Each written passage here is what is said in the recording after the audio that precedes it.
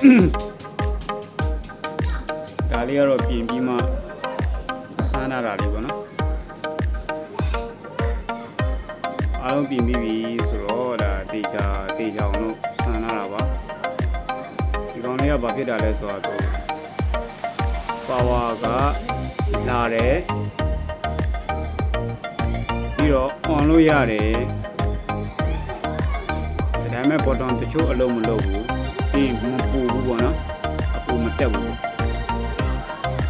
အဲ့ဒါတော့များပါတယ်โอเคဒီအနေထားကိုကျွန်တော်ဆန်းမယ်နော်ဆန်းအပူတည့်ဆန်းလာတာပေါ့နော်โอเคဒါဆိုရင်ကျွန်တော်အပူဖွင့်မယ်โอเค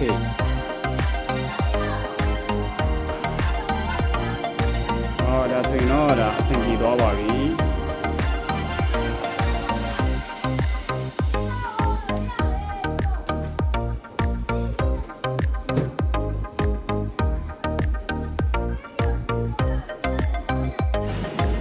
ဒါလေးကတော့ပူပြီးတေချာပေါအောင်လို့ထပ်ဆန်းထားတာပါ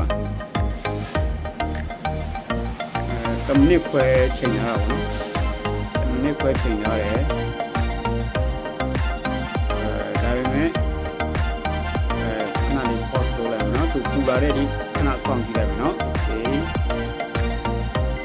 โอเคရပ်သွားပြီဆိုတော့ကျွန်တော်10မိနစ်ခွဲချိန်ထားတာရပ်သွားပြီဆိုတော့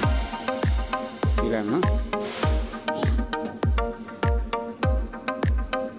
ပူတော့ပူပြီးအငွေ့လေးတော့ထွက်နေပြီเนาะနည်းနည်းလေးလိုသေးတယ်အဲဆိုရင်အ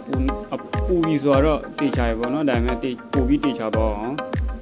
နောက်ပြီးတော့စက္ကန့်30လောက်ဒါမှမဟုတ်10မိနစ်လောက်ထပ်ပေးကြည့်လိုက်မယ်เนาะ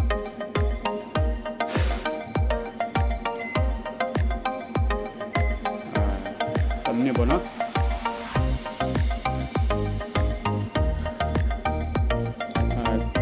ပိတ်မယ်เนาะလောက်လာမယ်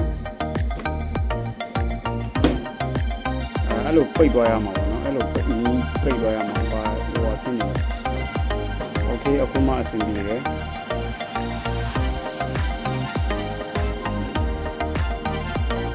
ကျွန်တော်တို့ဒီ oven ဒီ micro ဒီ oven ဒီကျွန်တော်စမ်းတဲ့ခါကျရင်ဒါမှမဟုတ်တည်တဲ့ခါကျရင်အိမ်မှာသုံးတဲ့ခါတွေကျရင်လည်းပဲဒီအဖုံးကိုတေချာအောင်ဖုံးပါတေချာမီးအောင်ဖုံးပါတဲကိုတေချာဝင်အောင်ပိတ်ပြီးမှပဲ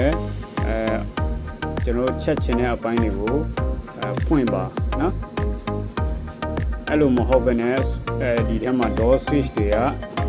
5ခုရှိပါတယ်အဲ့ဒါလေးတွေ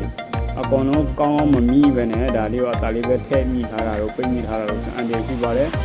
အဲ့ဒါလေးတွေလည်းပြီးစေချင်ပါတယ်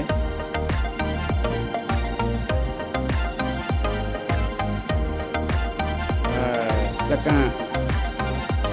20ကျော်ပဲလို့တော့เนาะအဲဒါလေးပဲချက်ဆောင်ကြည့်လိုက်မယ်ပိတ်သွားတဲ့ဒီပေါ့နော်ခဏကျွန်တော်ပြောသလိုဒီတကားကိုတေချာ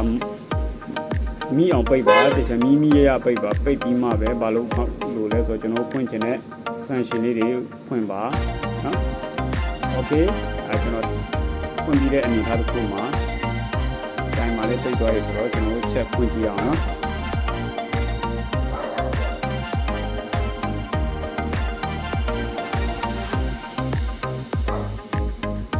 ငွေလေးတွေမြင်နေရပြီเนาะ